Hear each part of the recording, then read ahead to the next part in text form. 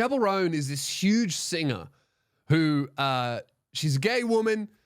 She has created like 15,000 of the lesbian anthems of the year. She's all over TikTok all the time. I love her. She's so good. I love her music. I play it all the time. I pump Big Pony Club. Like when people were saying online that you should not bring straight men to Chappell Roan, I was reading that going, I'm not retweeting. I will be in attendance. If she comes to Australia, I'm going to go to the Chappell Roan show. Straight as fuck. I'm going to go there and be like, yes, queen. How good's pussy? That's going to be me at the Chappell Roan show. I'm an ally, whether you like it or not, all right? Anyway, she's gotten into a lot of trouble because people have been pressuring her to endorse Kamala Harris. Oh, Americans are so fucking lame sometimes, aren't they? You need your pop star to endorse your fave politician? God. Could you imagine an Australian celebrity endorsing a politician? G'day, guys. I'm Shannon Noll, and I'm throwing my support behind Anthony Albanese. Could you imagine the comments that would be under that post? Shut the fuck up. Where's my lawnmower? There's no fucking way. This is the thing. That, again, it's because voting is a choice in America. So they fucking need Beyonce to be like, yeah, you vote for Kamala Harris. Oh, I got to support the Beehive. It's so, like, voting should be a chore, and that makes you dislike all the politicians, and that helps you hold them to account. If it's a choice, you got to really like the person or really fucking hate the other team.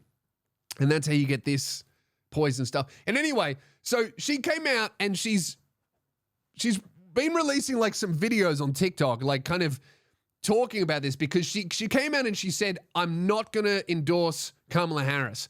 And then everyone's been like, oh, so she likes Donald Trump, does she? So she wants to build the wall. I don't think that the woman whose entire career has been inspired by drag queens is going to vote for the anti-trans team, all right? I think what she's trying to say basically is that I can't endorse war criminals. And I think that's totally fair. Like, were I in America, yeah, I wouldn't I would vote for one of them, but I wouldn't endorse either of them. And that's kind of what she's saying, which is like, look, all I can say is, in my opinion, one of these people is less bad than the other, but I will not say that they're good, which is a perfectly reasonable opinion. And I would say that's the opinion that the majority of people on the fucking planet hold. You know, which is like, oh, it's either like you go, oh yeah, Donald Trump's crazy, but at least they're not like, you know, installing a senile old man and then swapping him out before the election for some woman who like won't stop the fucking war crimes happening in the Middle East, that supports all of the wars and all this shit.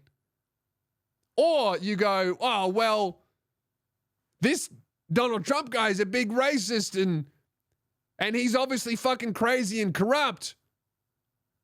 So I'm going to have to vote for this woman. It's like most people look at both options and are like, yeah, one of them is worse, you know? And that's essentially what she's saying. So let's have a look. This is the first video that kind of got her in trouble. People to use critical thinking skills, learn about what they're voting for, learn about who they're voting for, and ask questions. And it's being completely taken out of context. Per usual, there is nuance to what I say in interviews. And I think it's important that people use critical thinking. I think it's important for me to question authority and question world leaders and question myself, question my algorithm, question if some person that tweeted something about someone else is even true. Facts. It's important to question because that's how I think we move forward. This is my third election in voting, and the world is changing so rapidly, and I want to be part of the generation that changes things for good because we need it. If you come to my shows, if you read my full interviews, if you literally know anything about me and for what I stand for, you know that this is not lip service. All right, beating around the bush here. Yes. There are so many things that I would want to change, so I don't feel pressured to endorse someone. There's problems on both sides, and I encourage people to use your critical thinking skills. Use your vote. Vote small. Vote for what's going on in your city. The change she wants to see in the U.S. is this election year, she says, instantly is trans rights. They cannot have cis people making decisions for trans people, period. Yeah, I feel like this is a perfectly reasonable response to a journalist trying to trap a very famous young girl into endorsing a candidate that she doesn't fully stand behind. Right? She obviously doesn't like Kamala Harris enough to endorse her, but she likes her more than Trump. But that doesn't mean that that's so unbelievably fucking reasonable. And I feel like yelling at people that don't pick one or the other of the big teams is why America is in this fucking huge problem where the country is so split into thirds, really, where it's like people on the left are just going with Democrats no matter what because they think they're less bad than Republicans. Republicans are going with the Republicans because they think they're less bad than Democrats.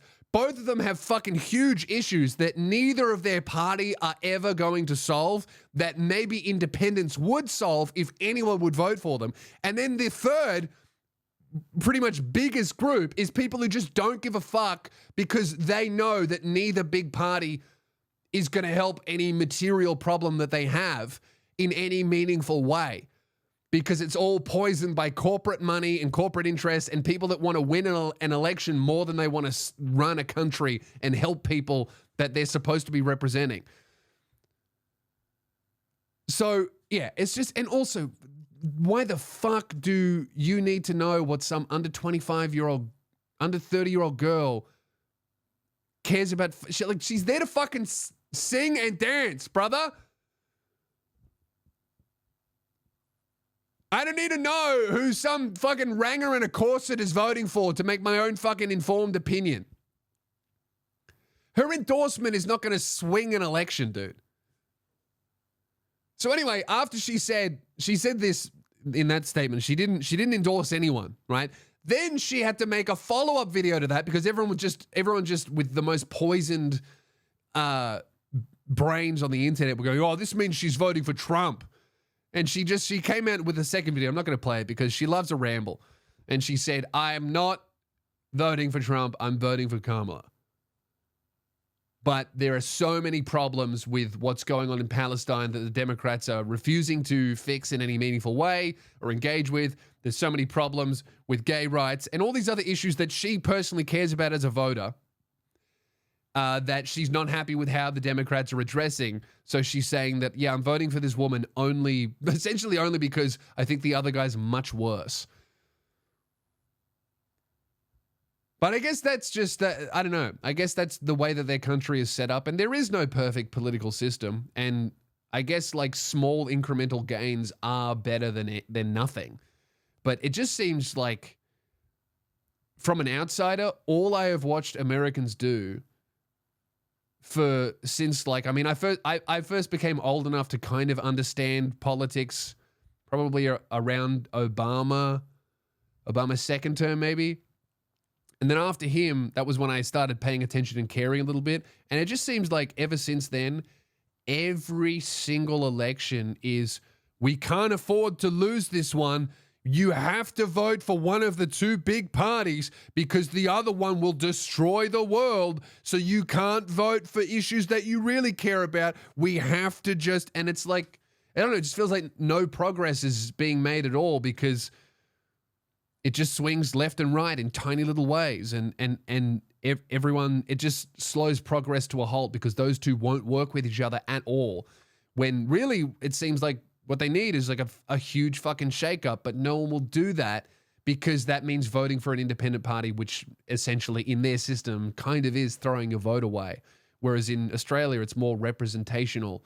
And our system isn't perfect, but at least, with preferential voting, you do get a much bigger chance at the little guy having an actual say and having a viewpoint by representing your interests and earning your vote. Whereas, in America, it's like if your vote goes to the loser, it goes in the bin. It doesn't matter. And that's how it gets so fucking teamy and left versus the right. And it's left versus right versus people who have just stopped caring because they have no faith in the system in general. It's, I don't know. Okay, so now the update on this is because there's been so much fucking backlash over her saying that she will vote for the team that they wanted to vote for, but she won't endorse them. Now people are just even more angry and upset at her. So now she's come out, and the day before a music festival, she's cancelled her shows. No warning. I'm a little bit, that sucks, man. People spend so much fucking money going to music festivals, travel, hotel, flights. I've only ever cancelled one show in my life, and it was because I was so fucking ill that I literally could not get out of bed. And then after that, I think I took almost a year off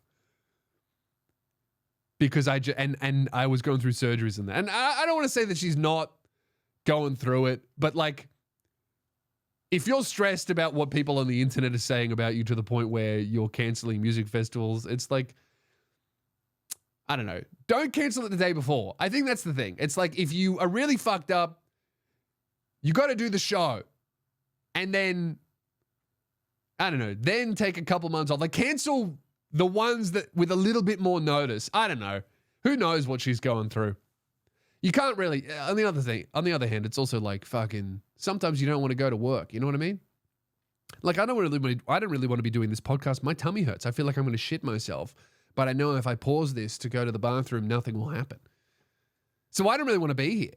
But I'm doing my best for you and my Patreon supporters so that we can garner enough support to buy the InfoWars desk. Because I have dreams and hopes. And I want to make the world a better place. And by the way I'm going to do that is by doing Spearhead Sundays from the InfoWars desk.